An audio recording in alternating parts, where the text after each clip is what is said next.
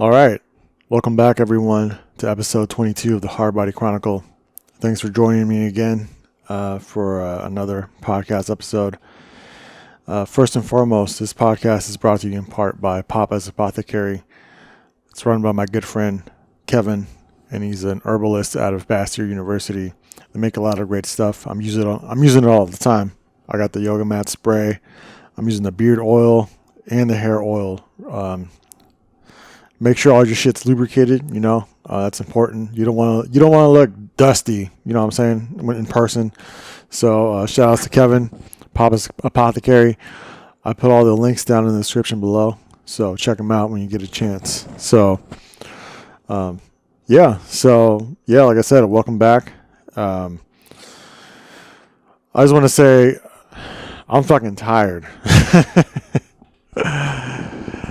I'm tired. Work's been a little rough. And I'm pushing myself too a lot with with the things that I'm doing, just fitness, projects, that kind of thing. So I'm not, I'm just constantly at it.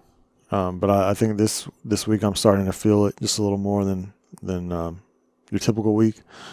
But I think that's mostly due in large part to work, just because it's been a little crazier than normal. But most of the time it's fairly manageable. So this isn't gonna last forever, and I'm looking forward to just getting things back to normal. It happens. It's all good.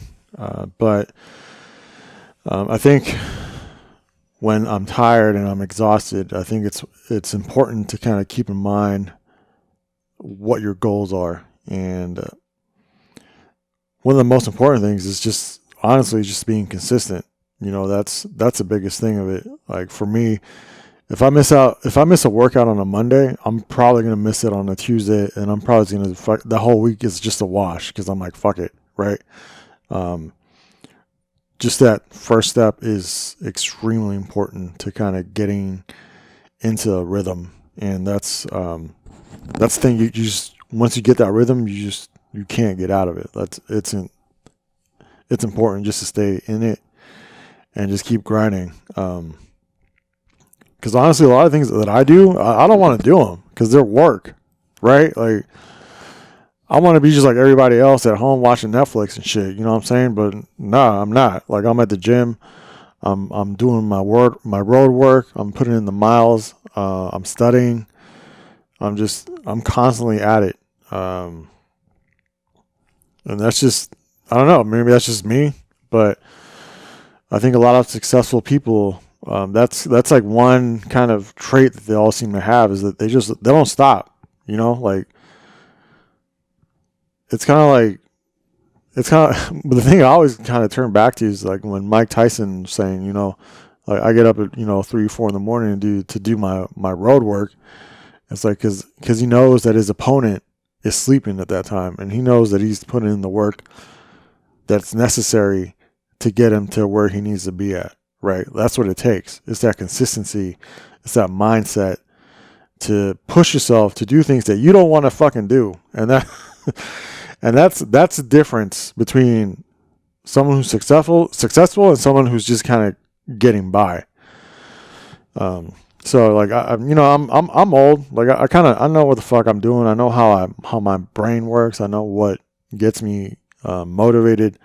So it's important to kind of keep that in mind and kind of hold yourself accountable. Really, that's what it comes down to. It's like, have I achieved these things on my to-do list or on my goals list? No? All right, then fucking get at it. You can't rest until that shit's done. You gotta fucking whether you succeed at it or not, it's important to fucking try. That's the main thing, because you learn from your failures. And if it's something that doesn't work out, move on to the next thing. So be it. Fuck it, It doesn't end with one thing. It's finding all the things that work and And it takes trial and error. It's not going to fucking fall into your lap. And that's kind of, that's where I'm at right now. I'm trying to grow the podcast. I'm trying to work. I'm constantly working on designs. I was trying to do some new designs this week, but again, it's like I fucked up essentially. Like I fucked up. Like I had X amount of free time. I had about maybe 2 hours that I could spare to do this one thing that I was trying to do, and I fucked it up. And it was just because I didn't have all the pieces in place, and that's okay. That happens. You just now that you fucked up, it's in your database, and okay, the next time I'm going to try to do that, make sure X, Y, and Z are taken care of, and then proceed with whatever it is you're working on. So that's how I learn. Like I fuck up all the time at work, on my passion projects. Like it's constant. I'm a fuck up, but I'm okay with it. I'm secure enough with myself to know that I'm not going to get at everything on the first try, and that's the key. That's the part that sucks, and that's the part that keeps you humble, right? There's a lot of people that don't like failure, and they I see it all the time, like all the time at the gym. On average, 3 months people come in and they're out, and they never come back again, because you know what? It sucks getting your ass whooped on a constant basis, right? Some people can't deal with that, and it's a lot of people just demoralizing. They just can't find a way to build themselves back up again. And for me, that's kind of what works for me. Everyone's different, but at least for me, I know that I need to push myself to my limits and also fuck up every once in a while. But that's how I learn, and that's how I perfect the process of whatever it is that I'm doing. So everyone out there who's struggling, maybe you don't know what the fuck you're doing with your life, that's fine, but you gotta make a list and actually grind through that list to see what you can do, what you can't do, and figure out the things that you can improve on. And if you fail at something, it's not the end of the world. That's how you, like I said, that's how you learn. So yeah, like 90% of the time, I don't want to go to the gym. I'd rather stay home and drink beer. But the fact that I kind of get over that hump to motivate myself to get there, and then not only just go through the workout, but like actually, do well in that workout, and then that feeling I get after I'm out the gym, it's unmatched. Like my ego's at an all-time high, because I know that not everyone can survive what I survived during that training session, right? Like that puts me in a fucking. I'm not trying to just toot my own horn, no homo. Like it's just that's kind of what separates me from everybody else, right? Like that. And I'm not saying I'm the best at everything, but it's like that's at least a characteristic that I have, that when it gets tough, I'm down. Like I'm there. You know what I'm saying? Like I'm not gonna give up. Like I'm not pussing out. You can take me down 5 times. I'm gonna get up 6 times, and I'm gonna get you. Something like it's just having that mentality of not giving up, and that's what HardBody is all about. You know what I'm saying? It's that mindset. It's a mindset that gets you through the workout. It's a mindset that gets you through your fucking shitty job. Like these are the things that kind of, you have to kind of put it all together and then find what works, and then just fucking do it. Like just fucking do what you got to do to get where you need to be, right? So yeah, like and a lot of things that I'm doing right now just put me out of my comfort zone. Like this is weird. Like I have this fucking, I started this podcast, and I'm just fucking learning as I go.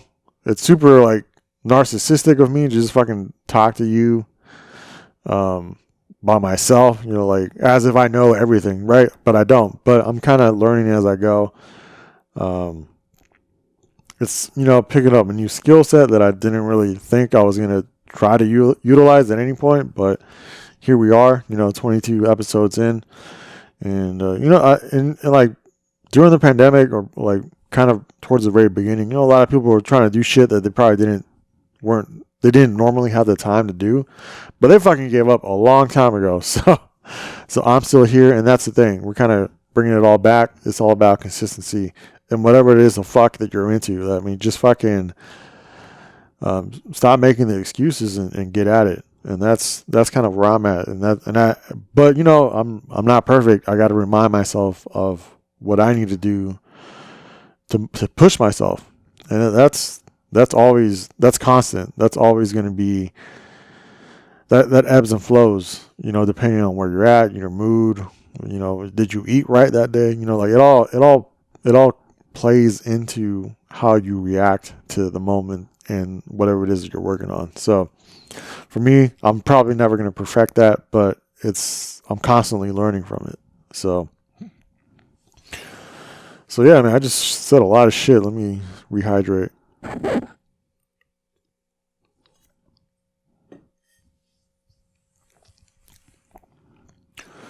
So let's see. Again, yeah, I'm just a little burnt out this week, but also I'm going to give a personal shout out to my sister. She's going through some stuff right now.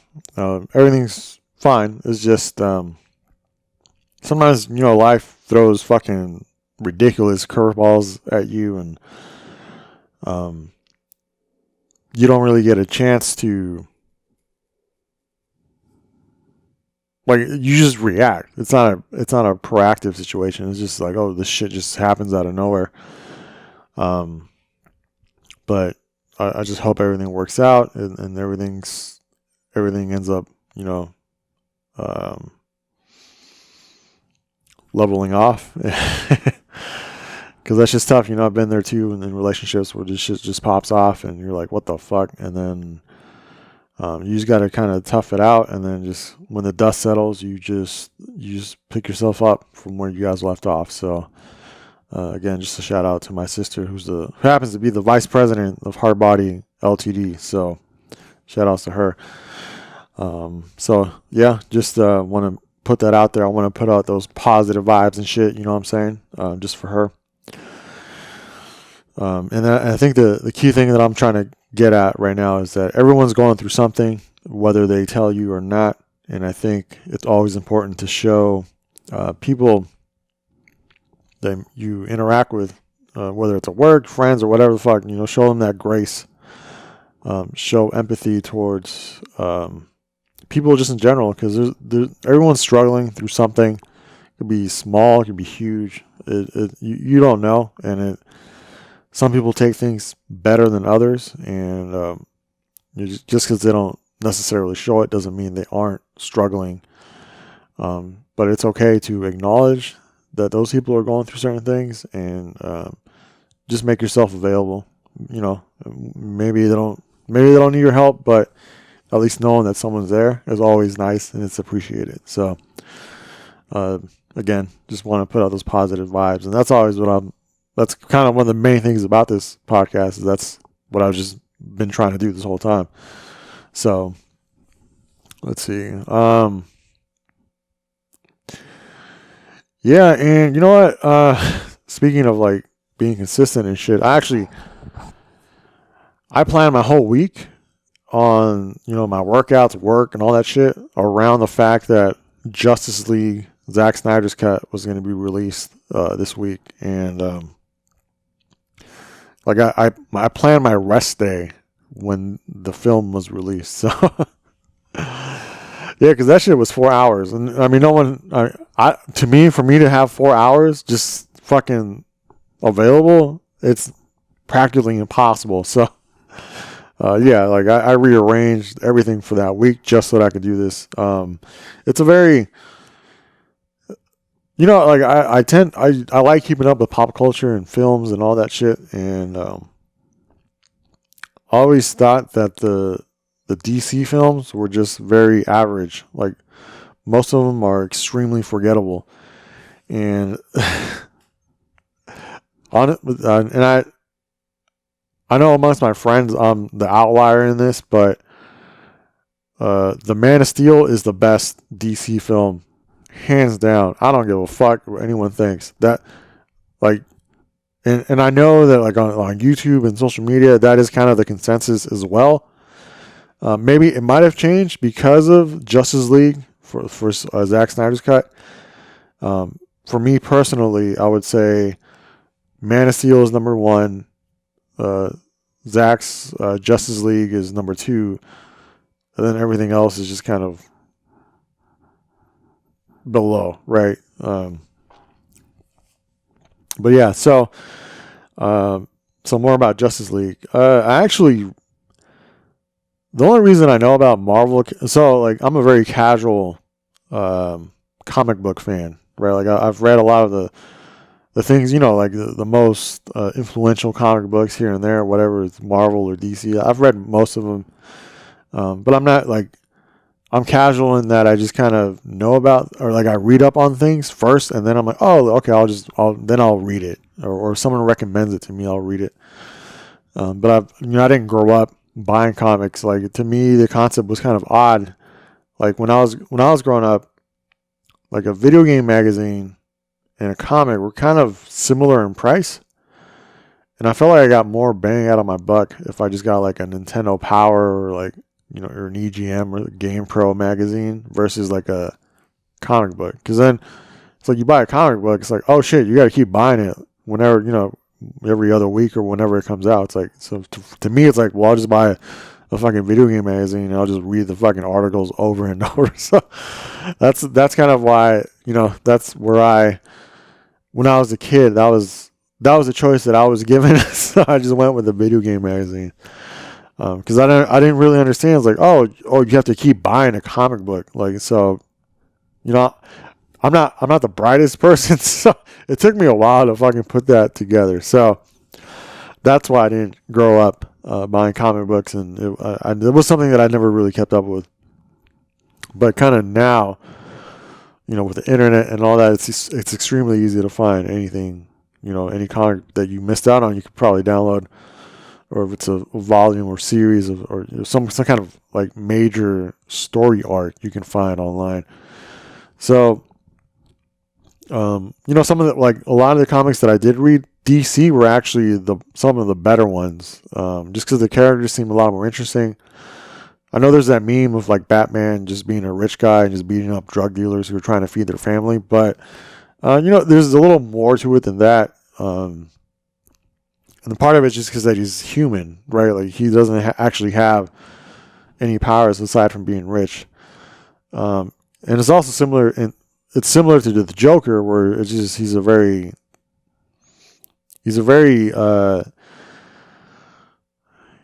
twisted individual, and it's kind of interesting how it comes out depending on what's going on. And then you have Superman, who's godlike, Christ-like, right? He's the fucking Messiah. He's practically indestructible. So that's having all that kind of stuff in the same world is interesting. And I think DC does a better job of it than Marvel, where you have like Iron Man, who just has a suit that's godlike, right? Or you have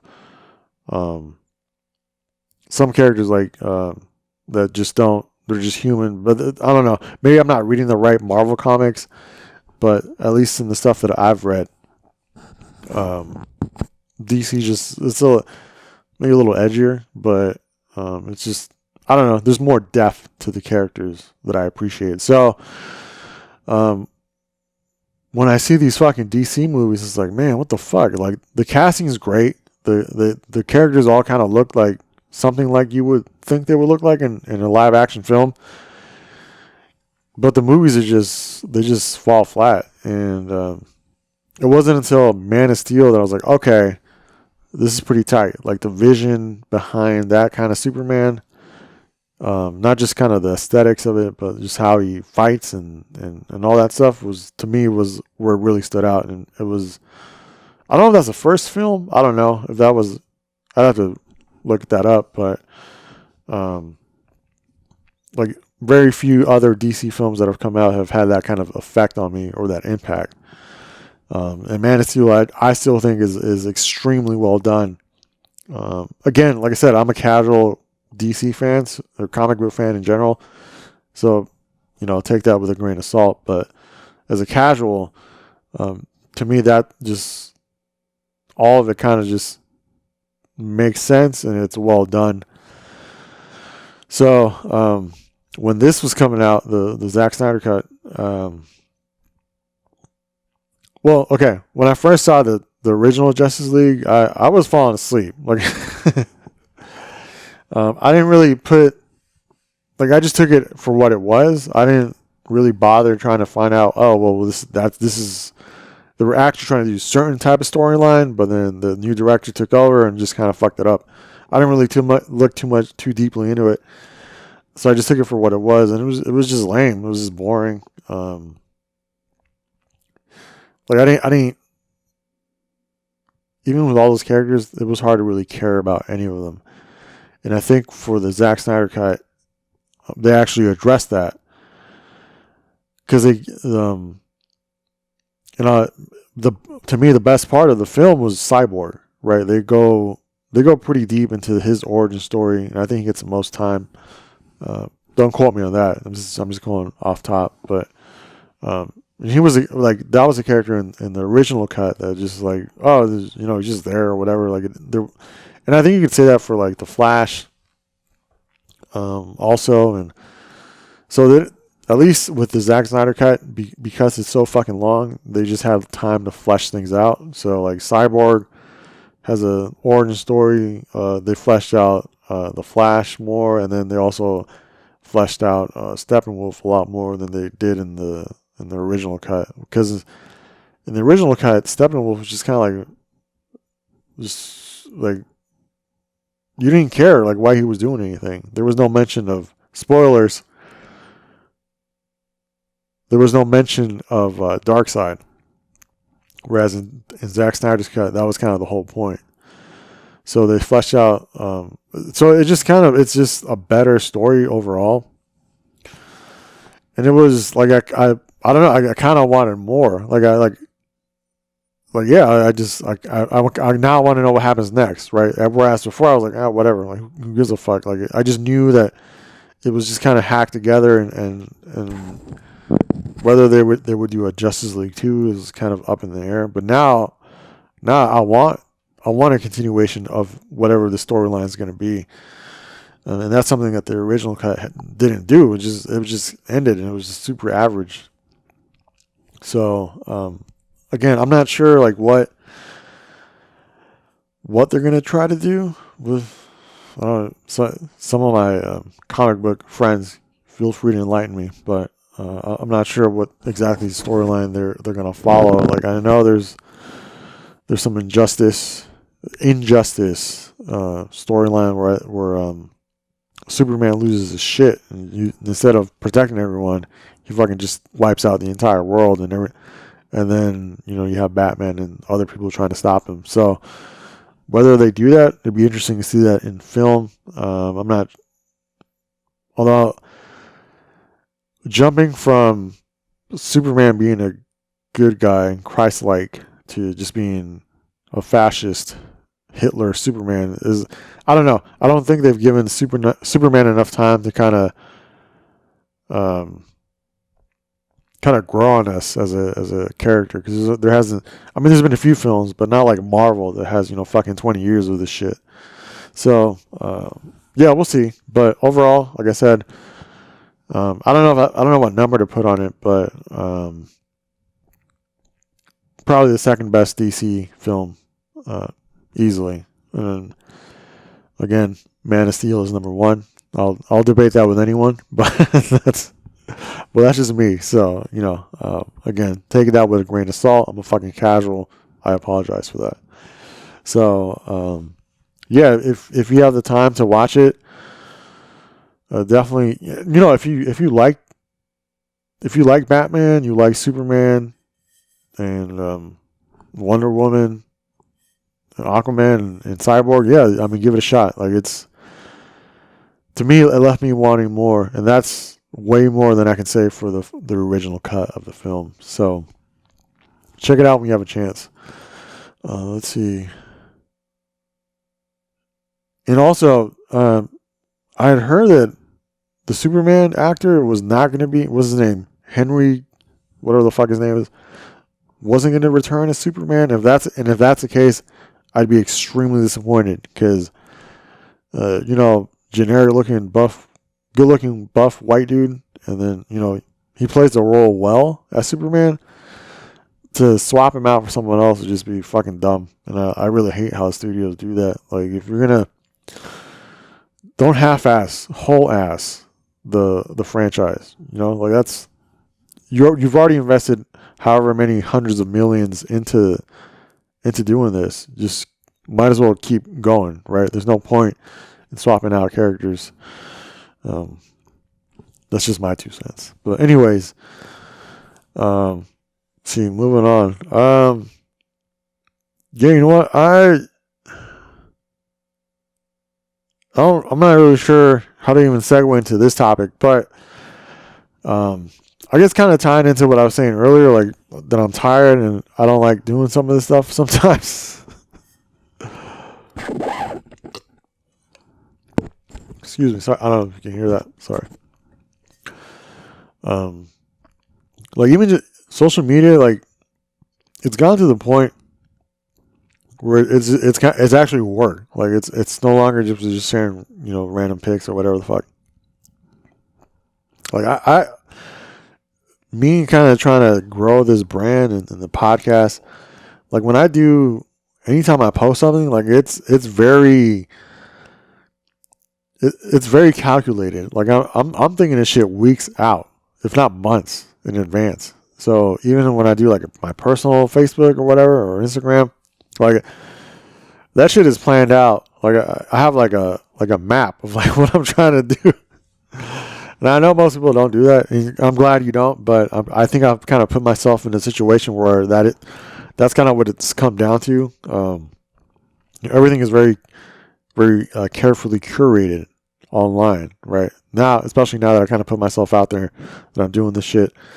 It's very important for me to try to manage how I come across. Like that matters to me. I know some people have kind of moved on; they don't care, but I kind of put myself in a situation where that it's very important how the things that I post and how it comes across, because part of it is that I'm a control freak and I need to know exactly how everything is gonna play out. But I'm kind of in this. I'm just a huge troll online. Not as much on my HardBody Instagram page, but on my personal page for sure. But it's like I said, it's all very calculated. Like I'm not, like this shit doesn't just pop into my head overnight. Like I have like I have certain picks that I'm gonna do. It's like I got a timeline, or like I've got a timeline as to like when I'm gonna do them and what caption I'm gonna put out. Like I know it sounds corny, but yeah, that's so. To me, like if I get 20 likes on something, like I'm doing all right. You know what I'm saying? Like,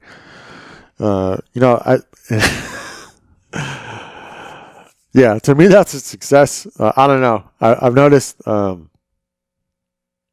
don't know. Like people are starting to think weird things about me, or I don't know. That's fine. Any publicity is good publicity, so I'll take it. And if I can parlay that into growing my apparel brand and the HardBody movement, then I'll take it. But yeah, I mean, a lot of stuff is very carefully planned out, and sometimes I wish I didn't care as much, but I do. I have. I'm aware enough about myself and how I am to know that that stuff does matter to me. I try to do a decent job of entertaining people, so that's it. To me, that's just important, and I don't know. Yeah, fuck. Like some of these captions that I've put out, like I'll upload something, and I'm like, oh fuck, man, maybe I shouldn't have done that. Because like my mom sees this shit, right? You know what I'm saying? It's like, so sorry, mom. It's all for fun. So, anyways, speaking of parents, I want to give a personal shout out to my dad. His birthday is coming up this week. And I just want to say a few words. You know, a lot of times a lot of the times I struggle on what to put or what to say on a birthday card, because honestly, any birthday card I buy you, there's not enough space for me to write out how much you mean to me, how much I love you, how much you've influenced me, and how much I respect you. And I just want you to know, maybe I don't say it enough because I'm an awkward, weird individual, but you've let me kind of grow into my own man, and I appreciate that, and I love you very much. I'm thankful that you were my father. I'm blessed to have you in my life. I'm blessed for everything that you've provided for me, my mom, and my sister, and our family across the board. You are definitely a pillar of our family. Everyone looks up to you. Everyone respects you, and it's well deserved. And I love you, and thank you for everything. So I love you, Dad. Happy birthday.